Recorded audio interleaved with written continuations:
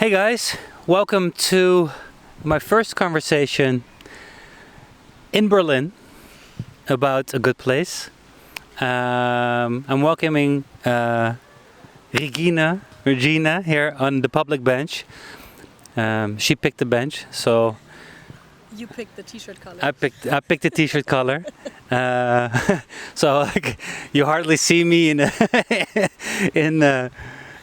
Prenzlauer Berg where we at. It's raining in July, but we just give it a go because why not? So Regina, thank you. Welcome to this conversation. It's great to be here. And please tell a bit about yourself. Thank you, Robin. Super nice to be here on this podcast in the town I've chosen to be my hometown or city, even, and even in the location in Berlin where I'm the most often. I live here in Prenzlauer Berg since almost 3 years now, which I think everyone moving to Berlin thinks time doesn't fly that fast. But then after 3 years, you kind of think, oh damn, it's quite a long time already.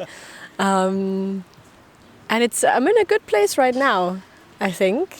Very in between old and new, in a place of exploration and finding out lots of things about myself. And I think Berlin is a great city to do that, even without going out a lot and partying that much, because I don't really do that these days. But also to do it another. Who doesn't? We're all getting older, right? For sure, absolutely.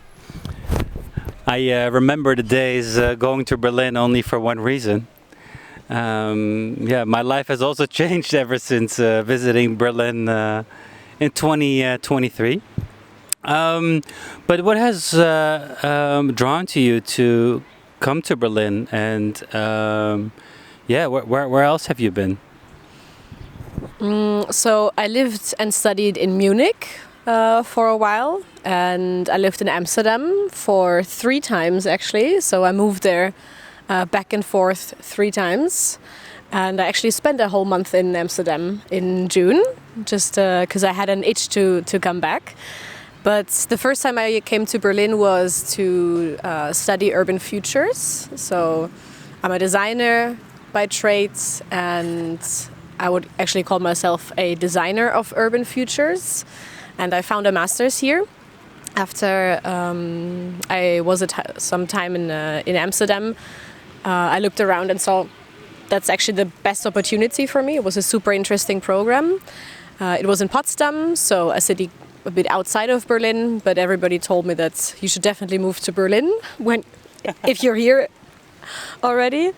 And that was a super interesting experience, but I think the first time that I moved here, it didn't really work out for me in that sense. So after a year, I actually moved back to Amsterdam to work and to get some research experience under my belt. And I remember back then that Berlin didn't feel quite right.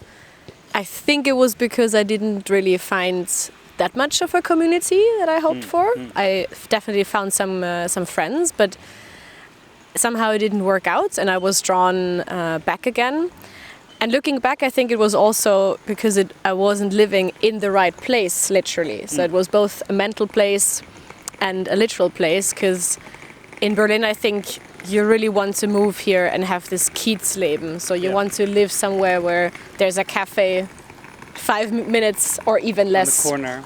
Exactly. There's a bakery, there's a supermarket, there's the metro station. And when I moved here, I just took the first thing I could get. And it was actually in Charlottenburg. Okay.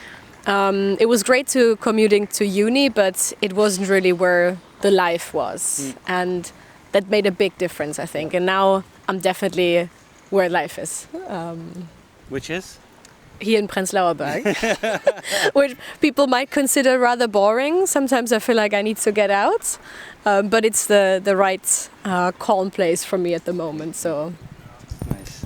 And I think also for people that don't know what Kiez is, it's almost a Berlin expression. Kiez is neighborhood, or even smaller than almost a neighborhood. Depends how big you define a neighborhood, but I think it's it's this 15-minute city concept definitely, or even smaller, where people have everything they need around the block. And there's so many different ones. And I think when people move to Berlin, there's quite some special cases what everybody is writing on Facebook where they want to live, and then they don't find a place there because everybody wants to live there.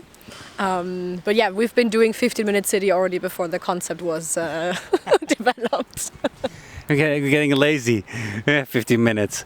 But yeah, even during COVID, Corona, however you call it as well, around, of course you didn't even leave the house, but yeah, you were really stuck in your neighborhood, right? Yeah. You really didn't go anywhere.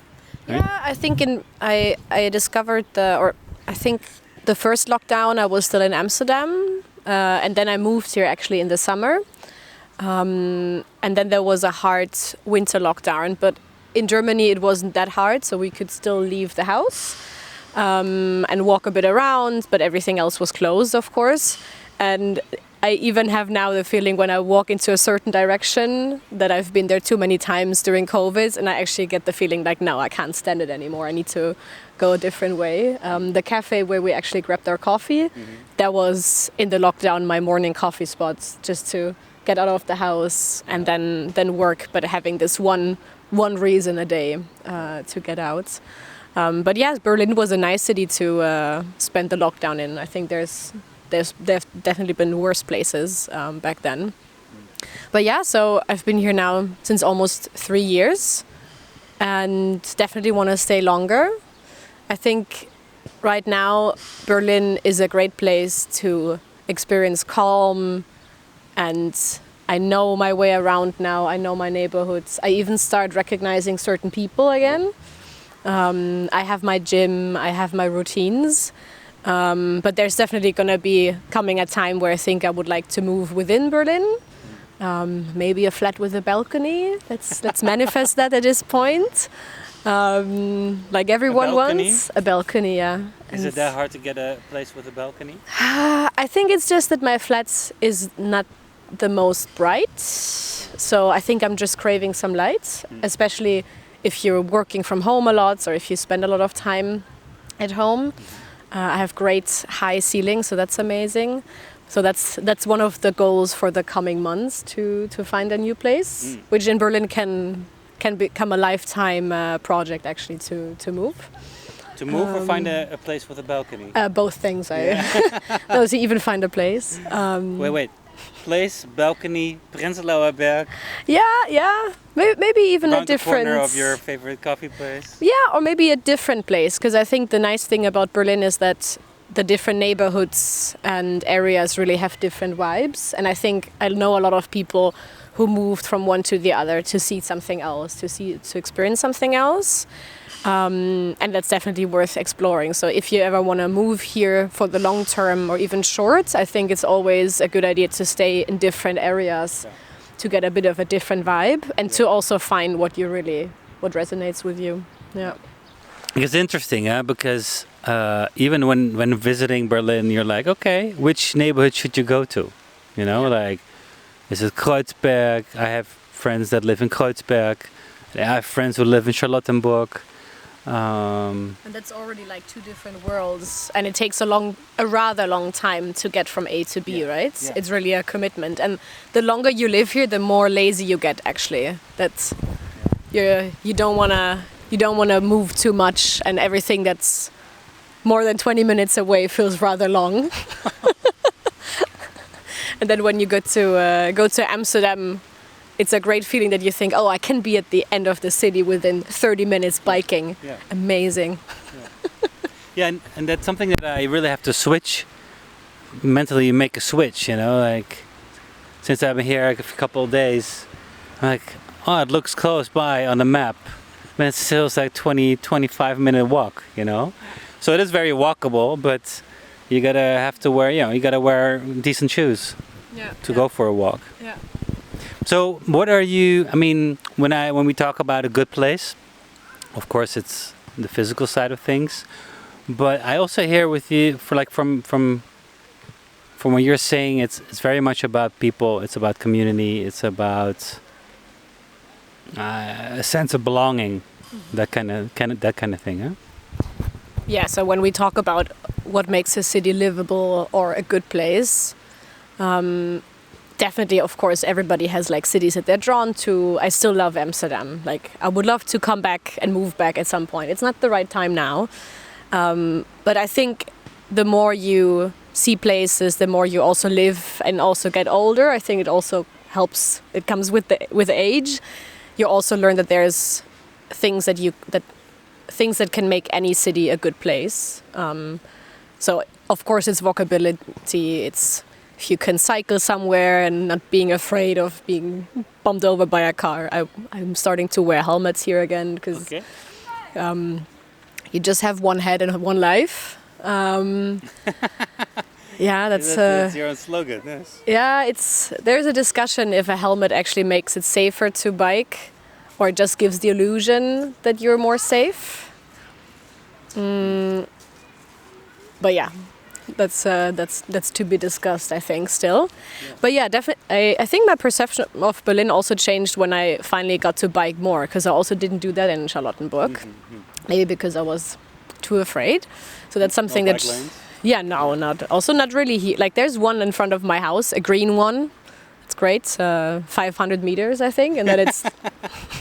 No, they're definitely getting better here, but it's also like a commitment, right? Like the distances are longer. Yeah. But yeah, getting back to what makes a city worthwhile or a good place, I think it definitely comes down to the people in the end. Like what also makes me stay here now is that I built a friendship group. I built very highly qualitative friendships. I always say it's more about the quality than the quantity.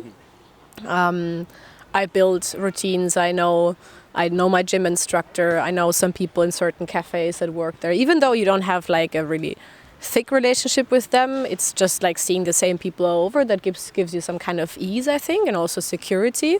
Yeah. And also knowing that whenever you're not feeling well or you have a bad day, you know the spots where to go, where you feel at home, or you know where you have to go to kind of feel better afterwards again. Of course, it's also time and exhaustion. I mean, moving also is quite exhausting, but I think it's even more exhausting to build up friendships when you're getting older. Like I think it's definitely easier when you're still at university or you're doing those internships, you're starting out, because you have way more drive and energy to like go out and meet people on weekdays, and then at one point you're like, actually I just want to chill at home and I want to go to my gym, and then I just want to eat some good food. So it just takes time because you have only so many weekends, right? And I think what makes Berlin also a great place right now is that there's so many cultural offers and programs.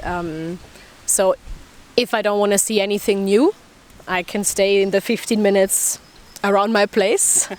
But if I want something that excites me or inspires me, there's so many museums and places that you realize you haven't even been there before. And history. And history, yes. Yeah. Lots of history. I always annoy all my non-German friends when they come here that I have to tell them everything that happened here. But also... that's a different podcast. That's a different podcast, yeah. But for example, now I got tickets for Berlin Atonal that's coming up. Okay. It's a big music, techno, noise, experimental sound festival. And I think it's actually the first time since the pandemic they're having the full program. So you have that coming. You have Fotografiska opening, a big photography museum or exhibition. Very exciting, yeah? Yeah, so very exciting. People that I regularly talk about these things, they also say that Berlin is really kind of catching up to become that metropole of culture and art on like a very high level. Because I think we've always had the underground stuff here and the galleries and the clubs and also lots of temporary things, which Amsterdam is also great at, I think. But I think now Berlin is probably like kind of shifting it to a next level, I guess. Yeah. I mean, the quote you just made that stuck with me was, you know, to find your things to make you feel better. Mm-hmm. I think that's beautiful. I also noticed that in some cities, you don't have the choice for quiet time, peace, and that kind of stuff. And I'm curious, I wanna go out and explore and so on. Some cities you still have to travel for it because there's just nothing happening, right?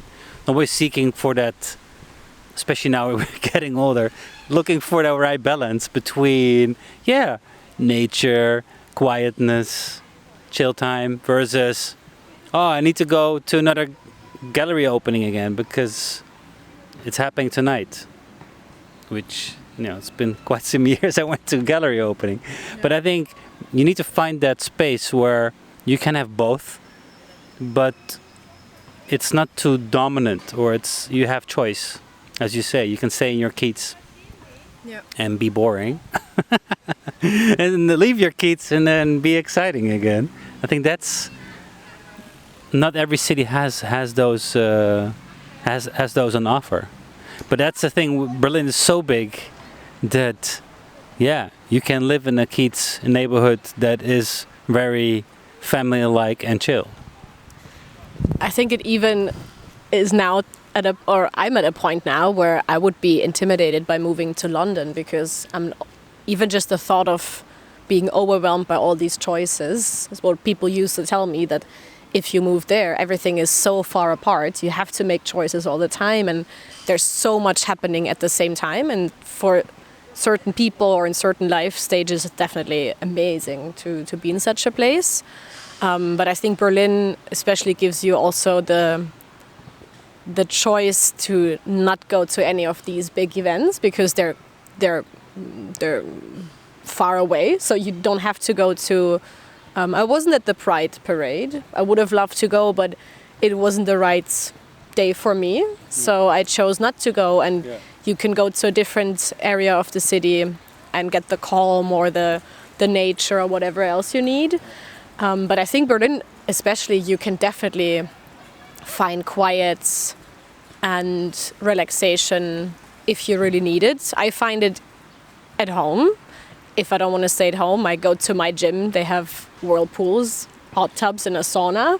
A place where you feel better. A place where you feel better. And that's just 5 minutes away from my house. And actually right now, if I ever want to move, the first thought I have is, how far away from my gym can I get? So that's different priorities. But also, for example, the balcony part, I found a really nice place. I think I also recommended it to you, the Lobe Block. Very interesting architectural building that has lots of terraces, very brutalist. But they have a backyard garden with chickens and places for kids to play. It's also here, Prenzlauer Berg, huh? Yeah, it's more like Gesundbrunnen, but it's 2 stops from me. And I can just go there and grab a coffee downstairs, but then actually go on the roof and sit there in these amazing, expensive balcony chairs that I don't have to buy myself, and enjoy the sun. And then there's the S-Bahn coming by, so you still feel you're in the city, but then you have the chickens down there. So I think you have to really find these places, and especially this one is really hidden. One of the hidden gems you might not find in a travel guide, I think. The good places are the places that have not been discovered. And once somebody puts them on Instagram, it's over. Well, there you go. Never make sure that you have a good place mentioned on Instagram. Make it hidden. Nobody can find it, and keep it local, and not for tourists. Yeah, amazing. So you have your own list that's only for you, that nobody else knows. Oh no, I love to share it, but I think I actually had a friend staying with me already years or months ago that was just here for one day, and she didn't wanna experience anything particular. And then we just had a stroll through Mitte, so the area of Mitte in Berlin, rather posh and a bit more polished and a bit more fancy. And somehow I ended up showing her all the backyards that are super green with cafes or museums, or sometimes even nothing in a backyard. And after this day, I was surprised myself that I knew so many green backyards. And she was like, "Oh, did you prepare this tour, and I'm like, no, I didn't realize myself before that there's so much green. A lot of these things you just discover when you really go on a stroll and you stop and you really walk or you bike and you see it. I think that's the biking through a city when you move somewhere. That's the most important point, because I think especially in Berlin, if you're always in the metro is also a very dirty place, a very stressful place also sometimes. And for me, it made all the difference when I was finally not underground anymore and I understood the distances and cycling, yeah. But also I saw the stuff between my stops, right? And then you start forming a mental map. Sometimes you just pop up at different locations, and now you constantly you're conscious about the connections. Yeah. And that's just good to know, but I think it really gave me the feeling that it's hard to explain, but that I control, or I'm above the city, and it didn't feel like the city was kind of controlling me in a sense, which of course is a weird concept, but it definitely felt so much better and it was a different experience. You're in charge of the routing of where I want to go. So Berlin almost sounds like not only a good place, but almost, at least in your chapter in life at the moment, as the perfect place. Is there any other city that comes close to Berlin? And secondly, is there any advice you could give for people that are looking to find their good place? I think at this point I'd love to keep it open in terms of what city I would be curious to discover at one point. I could definitely see myself moving away and seeing something completely different at some point. Maybe even a second tier city, so not what you say, like the capitals, because I've seen those. I think like Copenhagen and Amsterdam and in Paris, and these, not only do they become quite difficult to afford to live there, but also I think you can make any place a good place for yourself. And I think especially smaller cities, now that we're getting older, which is what we're circling back to, but also when your priorities shift, maybe when you're also looking for a bit more calm and not like the next gig.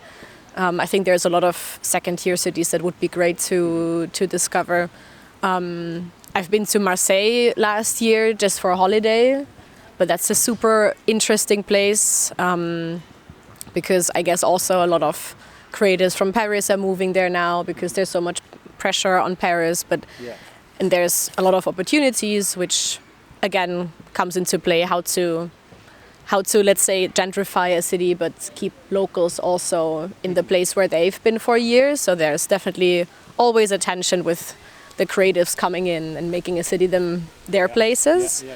I think in Germany, I'm not sure I would move to a different German city at a smaller size, but there's also lots of cool things happening in Hamburg or in Leipzig. Rotterdam, I heard a lot of great stuff about. And where I haven't been yet is Brussels. So Brussels, of course, capital, not to offend anyone here. But that's definitely a place where I would love to go in Belgium and discover these places and practice my Dutch in the Flemish version. Well, good luck. I once made a mistake in Brussels that, because of course it's half French, half Dutch, that I was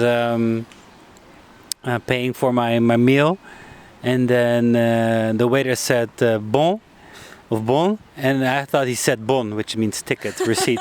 So I said, no, I don't want a receipt. So I just said no, and he just looked at me, he's like, oh. So I was like completely confused because the one waiter was speaking French to me, the other waiter was speaking Dutch to me. That's in German you would say it's a Fettnäpfchen. So if you literally step into like a very awkward social situation, in German you step into a pot of fat, literally, which I think is a slippery slope. A very good metaphor for that. So be aware of what you choose for and who you talk to, and good way to practice my French as well. Like being lost in translation.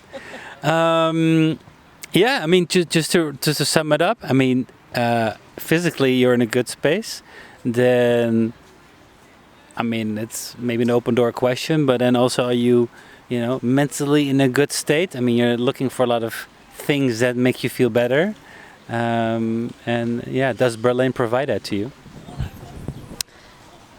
Again, I think it comes down to knowing yourself, and if you're in a good place, or if you know what you need to bring yourself into a good place mentally, the city doesn't really matter around, right? Because you can always grab a book and go to the park and just sit there. And you have the right people. Yes. And yeah, right now I'm definitely learning and getting to know myself even more to really know what to do when I'm not in a good place. And I'm right now in like an in-between certain life stages where there's definitely a lot to explore and a lot to kind of open up and looking into and seeing, okay, what is there? What's this feeling? What's the sensation? What do I do with it? What can I learn from it? And how do I move on? So that's also why right now I think it's a lot about being grateful for what I already have here, the friends, the flats, the neighborhoods, the coffee place where I know people are friendly, and kind of building on that and also creating a stability and resilience to kind of prepare for the rough waves maybe that might come up in a new job or a new life stage. Yeah. So I think that's a great place. I think it's a really good place. But of course, not every day is super happy and you wake up with the joy of everything. But I think it's also learning how to get that back in your life and walking around and finding the joy in the little things, what people say. But it's not so easy. Like, it's definitely a work in progress. But definitely kind of thinking about what you already have, what is good, and then kind of building goals from there. So, because I also was wondering that, and that's something I just popped up in my mind. The other day, somebody was saying about the Berliner can be at times less friendly or a bit more, I'd say, a bit more direct and harsh. Yeah, is that a true statement? Is that rightfully so? Look for a long time to find the original Berliner, because I'm not from Berlin, I'm German, but most people that live here, they're not from here. But you will definitely encounter the Berliner either in the metro or in the kiosk, in the Späti, where you get your beer, maybe even in the supermarkets or maybe at some bureaucratic places. So there's definitely still people that grow up here. But I think expats keeps to themselves, and also me moving here. I actually have a lot of German friends now, I realize, more than internationals. Mm-hmm. But you don't really mix with the locals that much. I think in Amsterdam, probably the same. Mm-hmm. Mm-hmm. But I think if you encounter a true Berliner, I think you should take it with ease, and they don't want to be angry at you. It's just quite a harshness. Mm-hmm. And even if you speak German, you just experience that they're way more direct and even funny, if you understand what they say. if you understand what they say. And I think they kept the kind of Berliner Schnauze or the kind of Berlin authentic local vibe. I guess it's just like a very much down to earth and open for anything approach. And I guess if you grew up here and you lived here for so many years, you've gone through so many changes that I think they just they're cool with whatever will come their way. Okay. So I think there's a lot to learn from them. Yeah. Interesting. Have you met anyone the last days where you were here?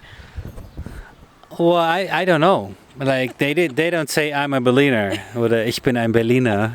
They definitely don't say that. I can imagine.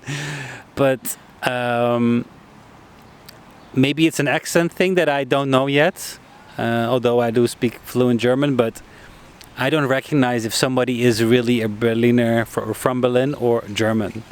So to me, everyone is German. And I don't know, yeah, sure.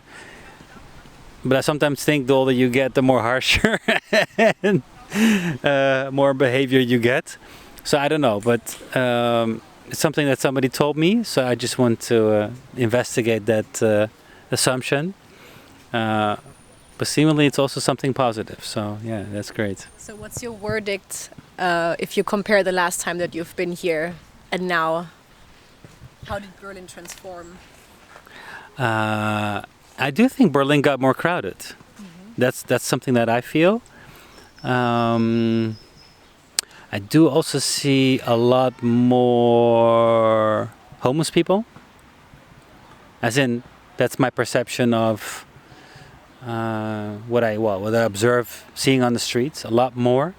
Somebody said the other day as well. Could also be something because it's summertime. They're more on the streets. I've been in Berlin more often in the winter, in the colder months than in the warmer months. So that's something maybe that could be a reason. I don't know what the reason is. It just I noticed I've also stayed in different areas. I love Prenzlauer Berg, but I also see that has changed a lot. I've stayed in Friedrichshain. Haven't been yet during my stay now, so let's find out. And now I'm staying in Charlottenburg, which is, I didn't really know that neighborhood that well, and I actually like it. And maybe that's also because I have a kid and girlfriend, and we're seeking for different things. More laid back, more cafes, not too wild, not too much noise, and these kind of things. So yeah, this really has pleasantly surprised us. So that's a good thing. But yeah, I think next time I would love to stay somewhere else. Just to, I don't know, even like Neukölln, I don't even know it. So I would love to check it out this time around. But every time Berlin, and I talk to people in Berlin, there's always something new. And I don't mean places. I don't mean hotspots. I mean just new areas, complete new areas. People are just flocking to, meeting up to, that kind of thing. So yeah, I think Berlin always changes, and for me it's always a place where I love going to be inspired.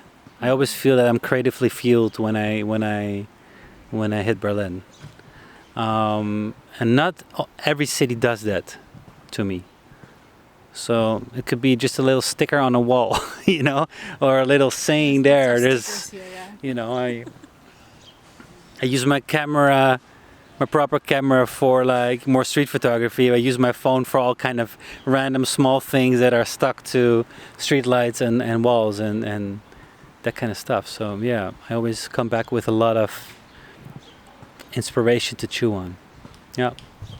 I like the point that you make that depending which needs or which perspective you have, or if you're with a family, by yourself, or no matter which kind of headspace you're in, you're of course also going to be drawn to certain areas, and you're going to perceive a city in a different light, right? Yeah.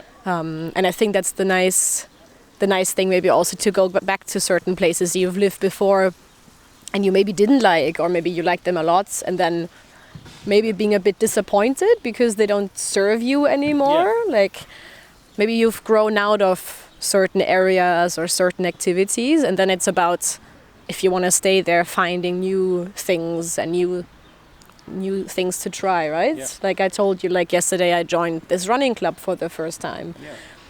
Didn't think about myself being a runner. Maybe I can become one now. Mm-hmm. And I think the nice thing about bigger cities, or just cities of any sort, is that anything that might come into your mind that you might need or crave, sure, there's something there, an offer that you can tap into, and people have built this before because others had this need before. So I think that's also a nice prompt to sometimes just go back into yourself again, think, what do I need now? And if it's a running club now, there is one that's actually in my neighborhoods. Yeah.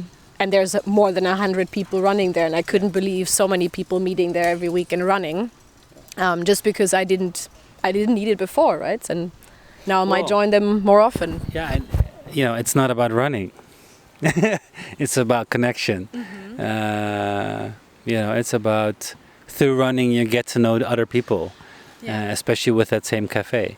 So I think it always comes back to people. I mean, I also moved from Amsterdam to The Hague. Yeah, you seek these kind of things to get to know people, or at least make new connections. Not with the goal to make new friends for life.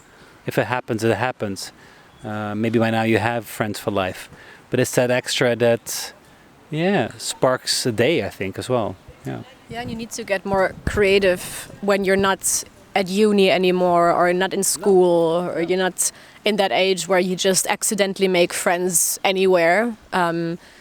When you're that kind of grown up, you really need to get creative and find places where you find this community. And it can be the running club, it can be the kindergarten parents group, it can be something you just make up for yourself. I have a friend who just started a book club. Yeah, beautiful.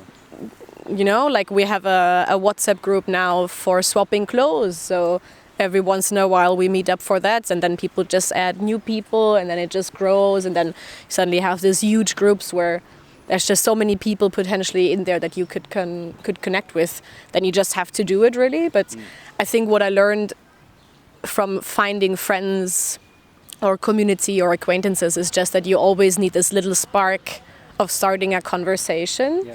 And that ideally should be something you really enjoy, because then, of course, it's more authentic, and you're really interested in this person. Like pottery or something, and then you're done doing pottery. You should not do a pottery class just to find friends. You should really do it because you want to try something. Exactly, yeah. I think that's you shouldn't be running just to make friends. Oh, hell no. Fit, you know? That would not be very enjoyable, I think. But from that place of trying something new or doing something that you enjoy, then you automatically meet other people, right? And then there's other things that you can connect with. Because I also find that now, being between jobs or being between professional occupations, it's hard to define yourself without having a job or without having that job title. We had this discussion before. So it's really also important to find these things that define you, or that you feel like you can define yourself with in certain times, in certain places that have nothing to do with earning money. Or a job title. Yeah, that's because you might lose it because someone can just fire you. You never know. Change interests. Yeah. So it's also, I think, part of maybe coming back to resilience. Cities also need to build resilience, but as a person, I think having multiple things that you can join and choose to do, different people for different headspaces. I think that's a really aspirational thing to create for yourself, and I think that gives you a security to then also make bigger life changes, maybe a job or other things, but to keep this sort of groundedness, I would say. And to add, it always comes down to a beautiful quote that you already gave. It's those places and people that make you feel better, after all, you know. Yeah. I think it's a beautiful ending of a great conversation. So thank you, Regina, for your time. And wishing you all the best in Berlin, and with any new adventure coming your way. I'll give the final word to you. And to everyone watching and listening, see you, until the next episode.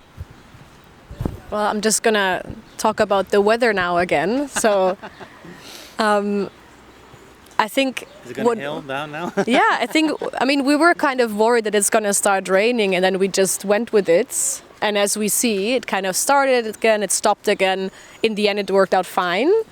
So I think that's maybe a nice philosophical or kind of meta level advice or thought I'd like to put in the end, that sometimes just going with something and just trusting the process and also being fine with the status quo as it is, I think that's a very healing place, and you don't have to change all the time cities, jobs, hobbies. Sometimes the beauty and the good things come with time, and when you just keep doing what you're already doing. Yeah. Beautiful.